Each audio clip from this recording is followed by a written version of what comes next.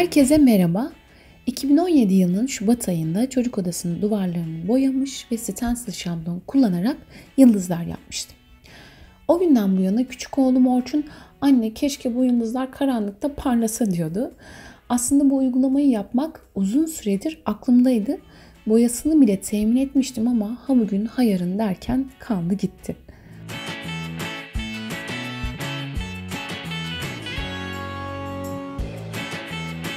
Videoyu izleyenleriniz bilir, izlemeyenleriniz için de kısaca bir özet geçeyim. Multi-surface, yani her yüzeye uygulanabilen su bazlı ve kokusuz akrilik boyalarla duvarları da boyayabiliyoruz. Silinebilir özellikte bir boya olduğu için 2017 yılında boyadığım duvarlar hala aynı şekilde duruyor. Duvar boyaması nasıl yapılır? 3/1 oranında boyayı sulandırabiliriz. Ben genelde bir adet 500'lük boyaya bir su bardağı su ekleyip duvar boyamalarımı o şekilde yapıyorum. Duvarın eski rengi ve yeni kullandığımız renge göre katsayımız değişebiliyor. En az 5-6 saat arayla kapanana kadar boyuyorum. Bu odada ise duvarları 2 kat boyamak yeterli gelmişti. Desenleri yapmaya başlamadan önce de son kat boyanın üzerinden 24 saat geçirirsek iyi olur. Stencil şablon kullanarak desenleri yaparken de multi-surface boyayı kesinlikle sulandırmıyorum. Sulandırırsak desenlerde taşma olur. Kullandığım desene, modele göre fırça seçimim ise değişebiliyor. Genelde ya 5 santimlik sünger rulo fırça kullanırım ya da sünger tampon fırça. Burada hangi fırçayı kullanırsak kullanalım, boyayı fırçaya varla yok arasında bir yükleme yapmamız gerekiyor ki yine taşma olmasın ve desenlerimiz düzgün çıksın. Hatta fırçaya boyayı yükledikten sonra ilk olarak havlu peçete ya da kağıda sürersek fırçadaki fazla boyayı almış oluruz. Bu şekilde uygulama yaparsak desenlerde taşma sorunumuz olmaz.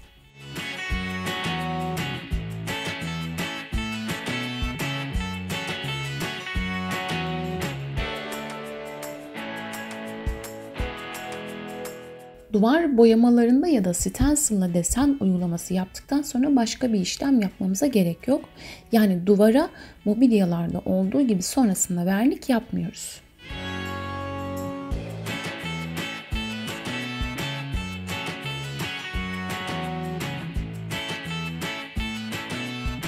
Şimdi yeni yapacak olduğum uygulamamıza geçelim. Sadece gördüğünüz kolondaki yıldızlara bu boyayı uygulayacağım.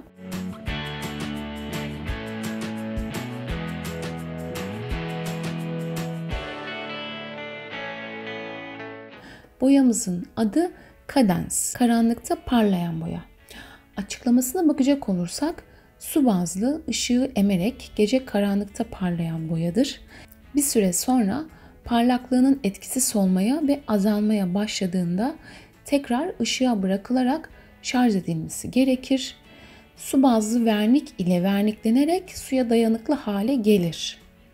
Bence bunu duvara uyguladıktan sonra silinebilir hale getirmek için bir kat su bazlı vernik yapsak iyi olur. Bu boyanın normalde açık yeşil, yeşil, turuncu ve pembe olarak 4 rengi mevcut. Tabii ki istenirse direkt bu boya yine de desenler yapılabilir. Ben gri yıldızlarla biraz uyumlu olsun diye açık yeşil rengini seçtim. Renk olarak biraz şeffaf, sürdükten sonra öyle çok aşırı bir yeşil olmuyor. Hatta belli belirsiz duruyor. Benim istediğim de bu, çünkü gri yıldızları kapatsın istemiyorum. Sadece karanlıkta parlasın, bize yeter. Stencil şablonumu önce stencil sprey yapıştırıcısından sıkıyorum ve daha sonra bir 3-5 saniye elimde sallayıp yüzeye öyle yapıştırıyorum. Burada stencil'ı daha önceki yaptığım yıldızların tam üzerine gelecek şekilde yerleştirip daha sonra boşluk kalmaması için elimi stencil'ın her yerinde gezdirip iyice duvara yapıştığından emin oluyorum. Daha sonra da sünger tampon fırçayla başlıyorum boyamaya.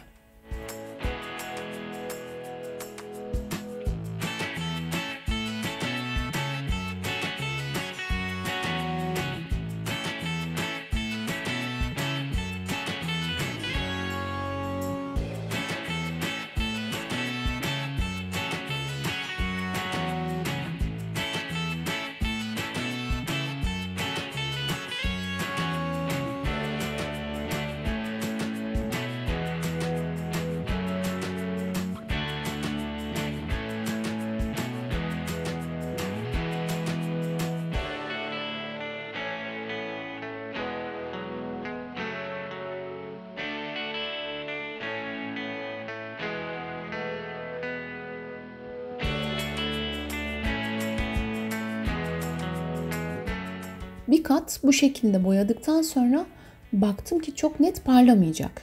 Ben de stencil'ı yerinden hiç kaldırmadan boyayı iyice kurutup, hatta burada işimi hızlandırmak için saç kurutma makinesini kullandım. Daha sonra bir kat daha aynı şekilde boyadım.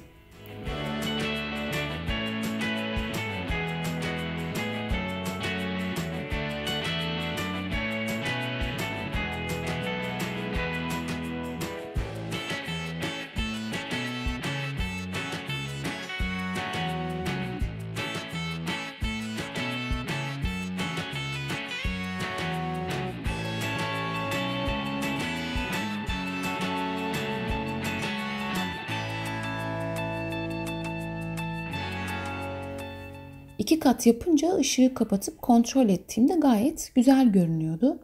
Kolondaki yıldızların hepsine yapmadım. Bir şablondaki yıldızları boyadım. Daha sonra stencil'ı bir yıldız aşağı kaydırarak bir alt sıradaki yıldızlara yaptım. Bunu yaptıktan sonra da yine bir yıldız aşağı kaydırıp alt sıradakine yapıp kolondaki yıldızların boyamasını bu şekilde tamamladım.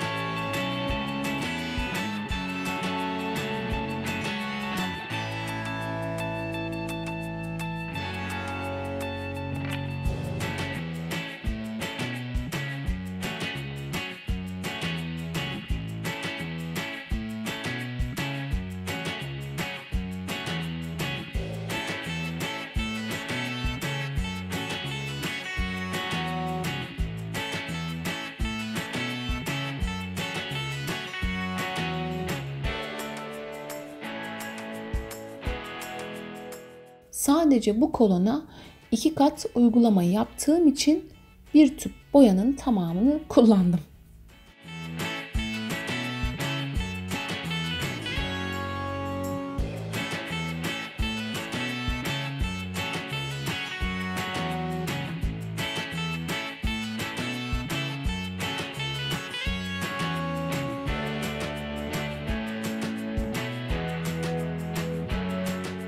Şimdi karanlıkta nasıl göründüğüne bir bakalım ve Orço'nun yorumlarını alarak videomuzu bitirelim. Çok güzel olmuş. Abi yıldızlara baksana, çok güzel parlıyorlar. Annem sonunda bitirmiş. Teşekkür ederim anne. Bir şey değil aşkım. Güzel olmuş mu? Beğendin mi? Evet. Ya. Nasıl parlıyor? Çok güzel.